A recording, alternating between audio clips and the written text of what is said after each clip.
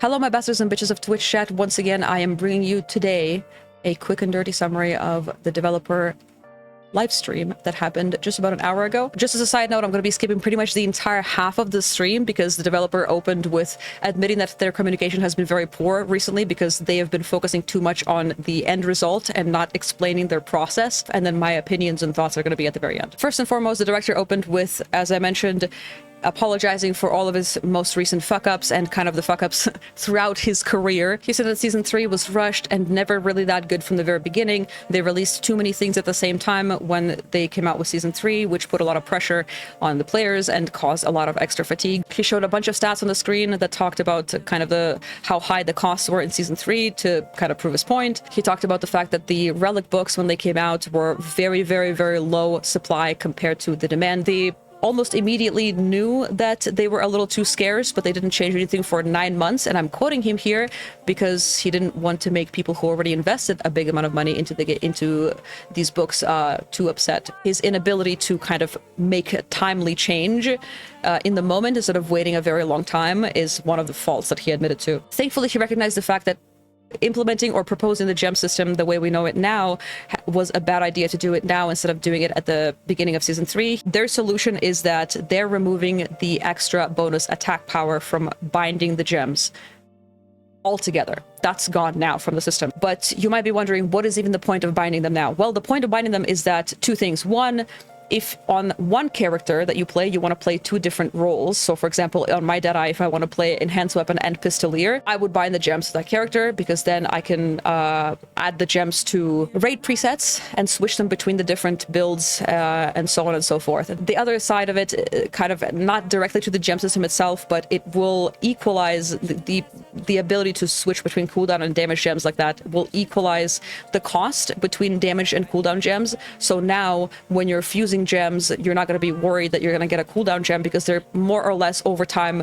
The idea is that they'll get equalized, so it's not going to matter because it'll be much more accessible to people and it'll equalize the cost of everything. The other change that they're doing to the gem system is that now the cooldown, instead of 7 days, it is 15 days. He mentioned that he thinks their general mentality when it comes to creating an MMORPG and managing one is outdated, by his own words, that they're focusing a little too much on challenging content, on difficult content, and not enough on for fun things and kind of casual things and making the game in general more casual friendly. He admitted that to be one of his mistakes. His focus moving forward will be to alleviate a lot of the expenses in the game. He wants to make rewards more rewarding, whatever that means, and he promised, and I quote, that I will not be stubborn anymore. They are adding a personal self DPS meter to the game. Now, for those that don't know, Amazon has been allowing us to run our DPS meters, our third-party DPS meters. They've been kind of looking the other way as long as we don't abuse it.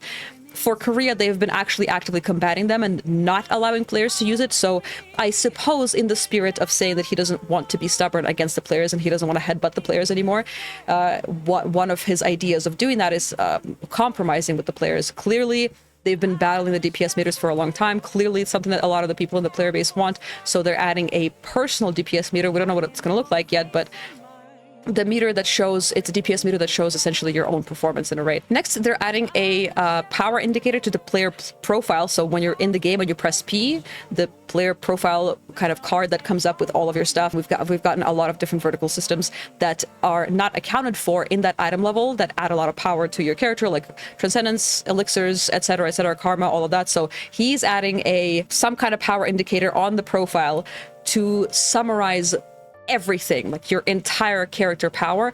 A lot of people in my chat were saying it's similar to MapleStory. I've never played the game. I don't know what it's like, but for those of you that have, there you go. It's apparently sounds very similar to MapleStory. He did talk about the Paradise system that the AGS video talked about recently. It is coming to KR, but it's going to look a little bit different for them. Don't know what that's going to look like. He also talked about nerfing damage patterns, regular damage patterns in Act 3, and adding a resurrection both to normal mode and hard mode in Act 3. He did address the dead zone, half of the dead zone actually, from 1600 to 1620.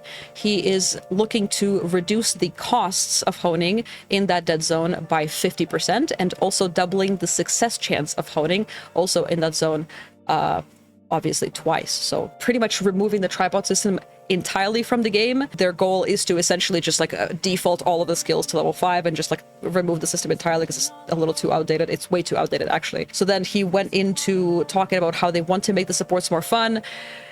It's interesting to hear that, I think, for the 3rd year in a row of them saying that, but they are looking to make supports more fun through various different ways. He did kind of talk, I didn't really catch how exactly they're going to do that, but he did go on a long kind of tangent about how bettering your character as a support benefits other people, but you don't see that benefit personally, other people do. So he wanted to focus a little bit more on that. So potentially adding a lot more damage to supports, potentially working on some kind of way for supports efforts on their own gear to actually kind of reflect in their own gameplay. Stay tuned, we'll see how they do that. He mentioned that Low on KR is going to take place on Saturday, June 21st. And then he showcased some of the stuff from Kazuros, some of the concept art from Kazuros. So he showcased, and I'll show it on screen right now, the first picture here, Kazuros, the 4 wings of Kazuros, and he talked a little bit about the lore of the bosses that are going to be there. And then he showed the Gate 1 room. As you can see here, the Gate 1 room is actually outside of his palace. Then the Gate 2 room here, that's inside of his palace. It looks really cool. And then finally, the staircase that leads up to Kazuros. But we didn't actually get to see what Kazuros' room looks like. But he did show us what Kazuros himself will look like through concept art. And that's him here on screen. So he looks very cool. They talked about female paladin voiceover, and how a lot of people are concerned that she's going to have a lot of screaming because she's obviously shares the same archetype with female Slayer. But he said, don't worry, we're actually hiring an entirely different voice actress to provide voices for female paladin. And he said that it's a Western voice actress. He didn't say who it is. The first thing that came to mind for a lot of people, me included, is Jennifer English, but we don't know who that is yet. He talked about how Kazuros raid is going to be obviously the last Legion raid, the way the Legion raids work. Kazuros is going to be the last one, and then all the raids that come after that, whoever it is, are going to work entirely differently. We don't know what that's going to look like, but it's going to be something else, something different. He talked about how Season 3 Lost Ark is pretty much split into 2 parts. The first half of it is everything leading up to and Kazuros raid, and so that's the focus. He called it the challenge because it's a challenge to kill the main big bad. And the second half of it, he said, is going to be more focused on quote-unquote adventure. So whatever that looks like, I guess we'll see. But he talked about wanting to focus more on making the game more casual friendly. He's mentioned it a couple of times throughout the stream, but maybe that's kind of what it is. And then at the very end, he apologized that they didn't prepare any freebies for KR. So it's a classic Smilegate sandwich of opening with a sorry and then going through the works and then closing with a sorry again. So there you go. My own thoughts on it started off as a huge fucking L. The first half an hour of him talking about like just pretty much nearly gaslighting the players into like blaming them for all of their mistakes, sort of in a way. It was really weird wording. The first half of it, I was like, dude, this ain't it. But the second half, when he actually started talking about the changes and stuff, it actually seemed pretty fun. Obviously, the gem changes benefit me. Well, not benefit, but I guess they don't fuck me anymore as much as they were going to. And I feel like it wouldn't be fair for me to talk about the gem system and not mention this. I feel like the proposition of the original gem change system created a conversation in the community. And that conversation was, well, how come?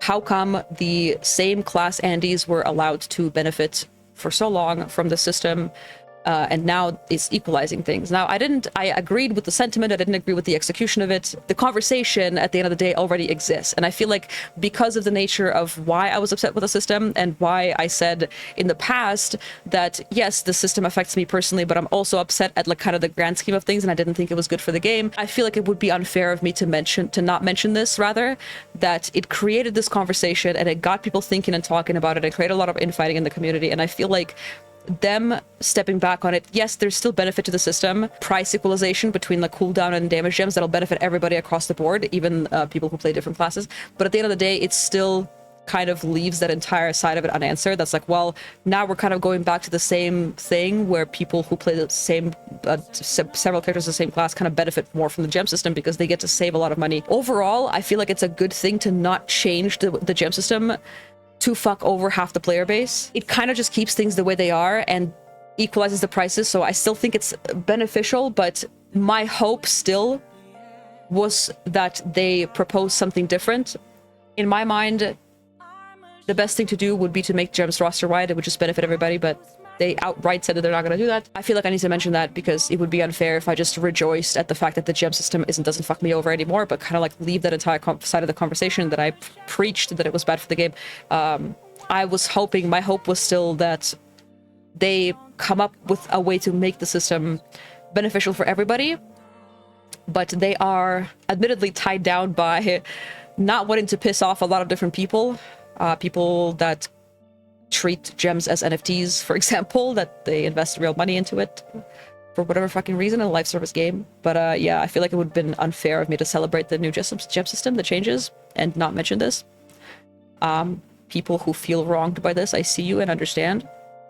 My hope was that they would come up with something completely different for the gem system that benefits everybody across the board. But at the very least, there's that. At the very least, the prices will change, and we're not going to be fearing the fusing moment anymore, not as much, with the prices kind of evening out between cooldown and damage gems. So at the very least, there is some benefit to that. So I really appreciate the mention of their new vision of focusing on more casual things in the game, making the game more casual friendly. Having a large audience of small spenders is how two of the most popular, successful, numbers-wise MMORPGs have successfully functioned, World of Warcraft and Final Fantasy XIV.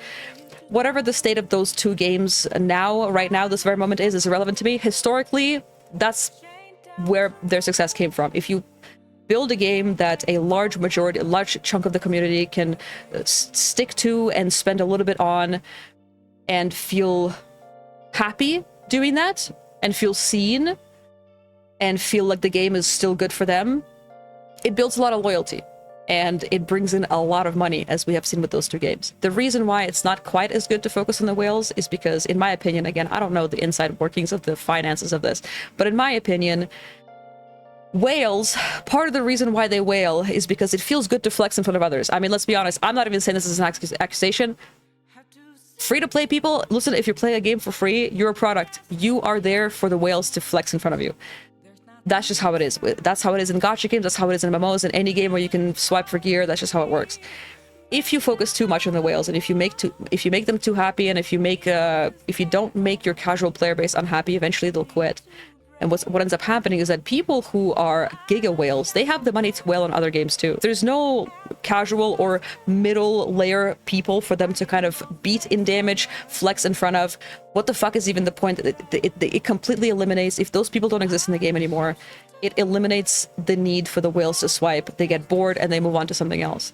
It's a very short term and a very short-sighted way of managing your community in an MMORPG, in my opinion. If you have whales, but your game is bleeding more people than it's replacing, it's pretty much a sinking ship, and it's just a matter of time. Overall, I feel like it was a W, and we've been having a lot of L-save moments in the game, and I don't know about you guys, but I have this weird knee-jerk reaction where when too many good things, not just in Lost Ark, but like just in life in general, when too many good things are happening, I'm like bracing myself for something bad to happen.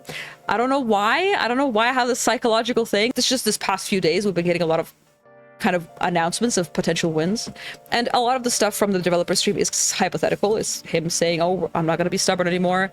We're going to focus more on, you know, making the game more casual friendly, whatever. That whole thing is good. We'll see how you do it though. I feel like it's fair to have that attitude towards this guy.